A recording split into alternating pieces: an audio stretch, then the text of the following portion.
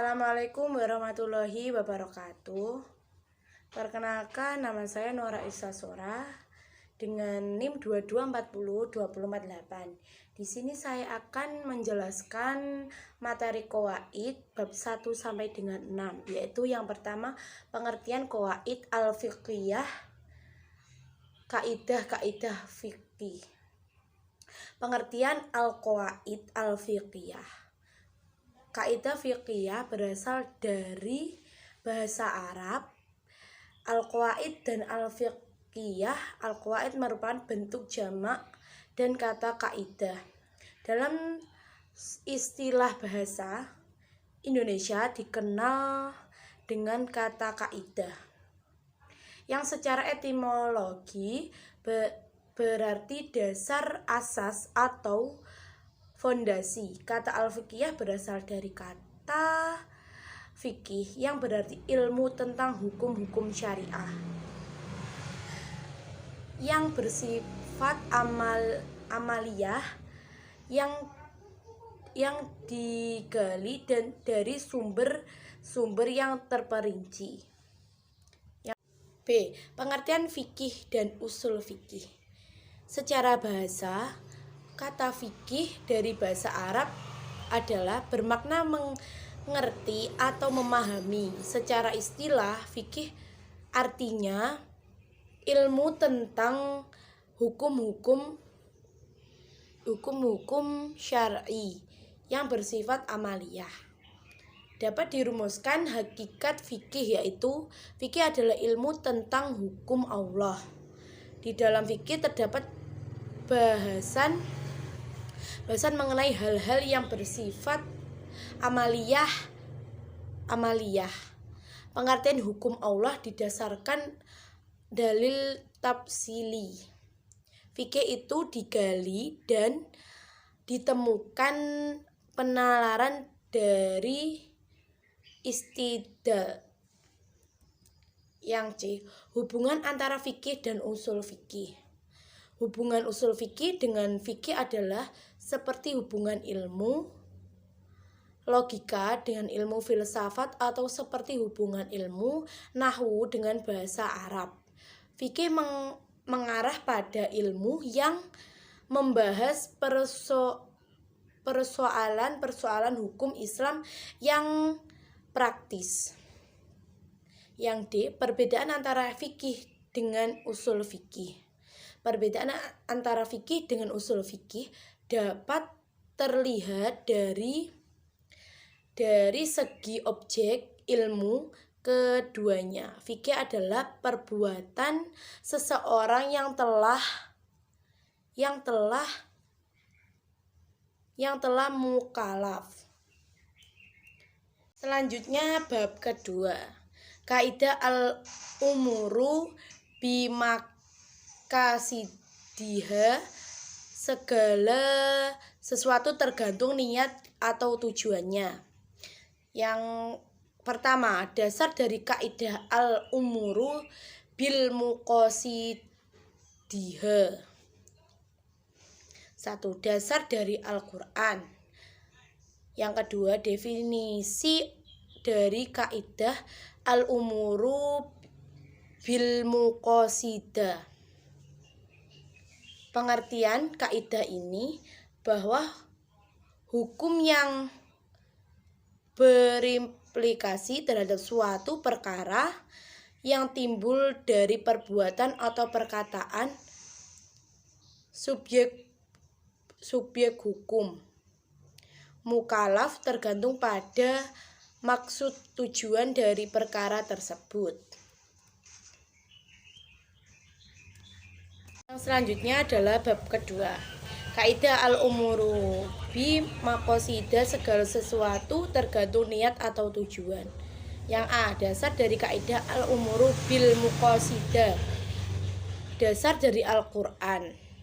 A. Quran surah Al-Baqarah ayat 225.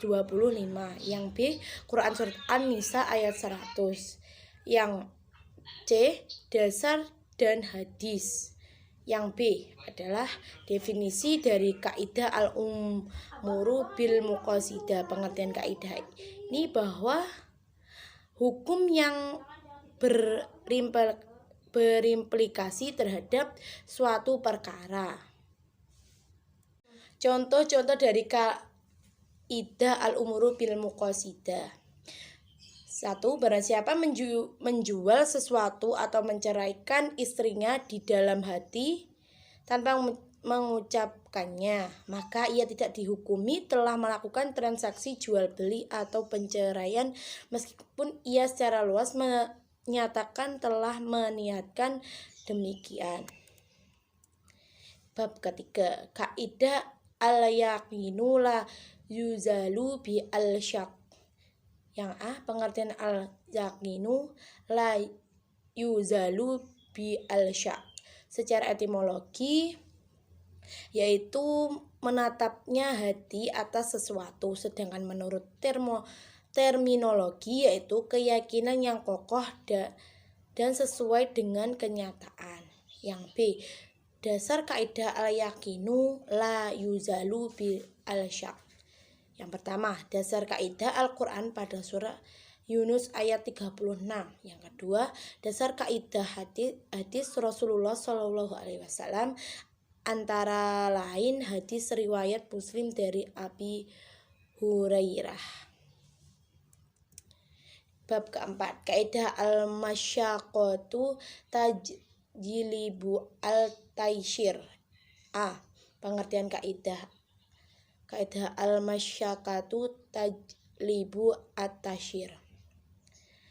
Makna yang terbentuk dari makna dasar tersebut adalah bahwa jika ditemukan kesulitan dalam sesuatu, maka ia menjadi penyebab syar'i dibenarkan untuk mempermudah, meringankan, dan menghapus kesukaran serta kesukaran dari subjek hukum pada saat melaksanakan aturan hukum dari segi apapun.